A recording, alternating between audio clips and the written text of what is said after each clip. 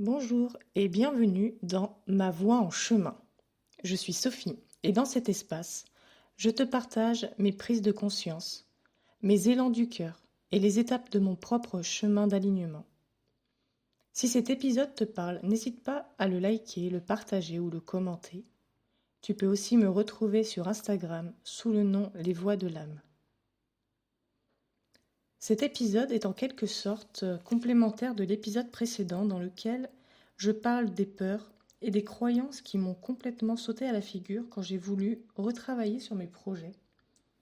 Toutes ces peurs sont revenues d'un coup, comme la peur de ne pas savoir gérer, la peur de ne plus avoir d'idées ou de ne pas en avoir assez, celle de ne pas savoir m'organiser, la peur des attentes des autres, la peur de réussir et d'échouer également. Mes croyances se sont également manifestées. Je ne suis pas capable. Je ne finis jamais ce que je commence de toute façon. Les autres savent mieux faire que moi. J'ai besoin d'être dans l'élan pour être efficace. Ou encore, si je m'expose, je vais être critiquée, attaquée, jugée. Et toutes ces peurs, toutes ces croyances, elles prennent forme, elles s'expriment, mais de manière assez subtile. Elles se déguisent et nous amènent doucement à nous auto-saboter, même sans que nous nous en rendions compte. Elles peuvent se déguiser en perfectionnisme. Je vais finir de fignoler un détail, encore et encore, juste pour éviter d'avoir à passer à l'étape d'après. Parce qu'en vrai, le truc est déjà prêt. Mais comme ce n'est pas parfait, je vais rester dessus. Et en fait, ce qui est fou, c'est qu'on court après une perfection qui est déjà là, mais on ne la voit pas, parce qu'on est accroché à une idée de ce que devrait être cette perfection. Alors qu'en vrai, ce qui est déjà fait, ce qui est déjà dit, ce qui a déjà été osé, c'est déjà juste et c'est déjà beau. Puis il y a les nouvelles idées. Un truc qui me traverse et je me dis, oh là là, c'est trop bien, il faut que je note ça tout de suite, sinon je vais l'oublier. Et je laisse tout en plan pour m'occuper de cette idée qui vient d'arriver. Pourquoi? Parce qu'en fait, il y a cette croyance-là que j'ai besoin d'être dans l'élan pour être efficace. Et comme je suis dans l'élan, là maintenant, je laisse tomber ce que j'étais en train de faire pour me consacrer à cette nouvelle idée. Donc le projet initial, je le laisse, je le mets de côté. Et au final, je ne le reprends plus jamais. Et ces peurs se dissimulent également dans les distractions du quotidien. Par exemple, je vois un truc qui traîne dans un coin et je me dis, tiens, je vais ranger ça. Et puis en fait, je range un truc, puis un autre, puis un autre. Et en fait, j'ai fait tout le ménage de la maison, ce qui est très bien en soi, mais c'est pas du tout ce que j'avais prévu à la base. En fait, inconsciemment, on va chercher le moindre petit truc qui va venir nous sortir de notre ligne directive. Mais ces comportements-là, c'est juste des signaux que quelque chose en nous a peur. La peur n'est en soi pas mauvaise, elle est envoyée par notre ego, sauf que pour lui, sortir de sa zone de confort, c'est dangereux. Créer, s'exposer, parler, se montrer. Même si moi j'en ai envie, lui, il panique à cette idée, car ce n'est pas quelque chose que j'ai l'habitude de faire. Mais ce n'est pas un danger réel. C'est une mémoire. Ça peut être une mémoire de notre vécu, un truc qui s'est passé quand on était jeune, qui nous a marqués. Ça peut être des peurs héritées de notre famille.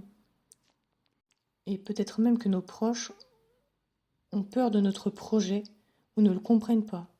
Et nous sentons ça inconsciemment. Et pour aller un peu plus loin, ça peut même être une mémoire karmique. Une peur qui vient de vie où, si on s'exprimait, si on faisait un truc un peu différent, eh bien on risquait sa vie. On pouvait être rejeté, enfermé, brûlé, torturé. Et ces mémoires qui sont en nous viennent nous bloquer, sans que l'on comprenne pourquoi. Et elles sont présentes encore aujourd'hui, Même si en vrai, à l'époque où nous vivons, il n'y a plus ce genre de danger. Et puis il y a les croyances, ces petites phrases qu'on se répète depuis toujours, qu'on prend pour des vérités, alors que ce sont juste des constructions mentales. Souvent, c'est ce que les autres ont projeté sur nous, ou ce qu'on a cru devoir être pour être aimé, accepté, reconnu. Mais ces croyances, elles peuvent changer. Il suffit de les repérer, de les mettre en lumière et de les remplacer par quelque chose de plus juste, de plus aligné. On crée ce que l'on croit. Donc si tu crois que tu n'es pas capable, ben tu ne seras jamais capable. Mais si tu crois que tu avances, pas à pas, à ton rythme, que tu es légitime, que tu es déjà en chemin, alors tu vas agir différemment et ta réalité va en être modifiée. Et rien que le fait de mettre en lumière une croyance, c'est déjà un grand pas. C'est le premier mouvement de libération. Et puis il y a quelque chose que je fais aussi, que j'avais envie de vous partager. Je parle à mes peurs. Quand je sens que ça bloque, je lui parle, je lui demande. De quoi as-tu peur? Pourquoi es-tu là? Je n'ai en général pas la réponse, mais le fait de poser la question, ça crée de l'espace, ça apaise. Parfois, je visualise même la peur comme un petit enfant. Je lui prends la main et je lui dis: Viens, on y va ensemble. T'inquiète pas, je suis là. Et je lui montre. Je lui montre des exemples. Regarde, tu vois ce jour-là? On est sorti de notre zone de confort et il ne s'est rien passé de grave.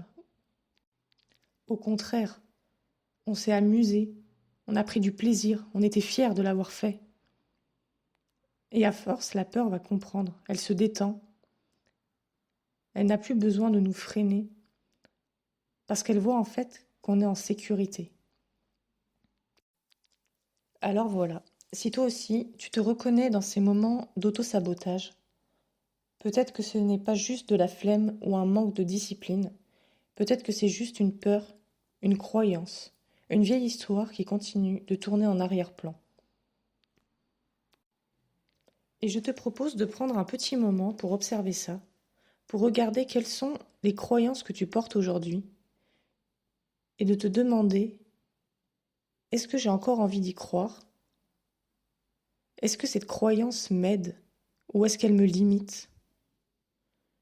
Est-ce qu'elle me rapproche ou m'éloigne de la personne que j'ai envie d'être? Et si la réponse est j'en veux plus, alors tu peux déjà la remercier et doucement la laisser partir. Tu n'as pas besoin d'être parfait, parfaite pour avancer. N'hésite pas à me partager en commentaire tes croyances, tes peurs qui t'empêchent actuellement d'avancer.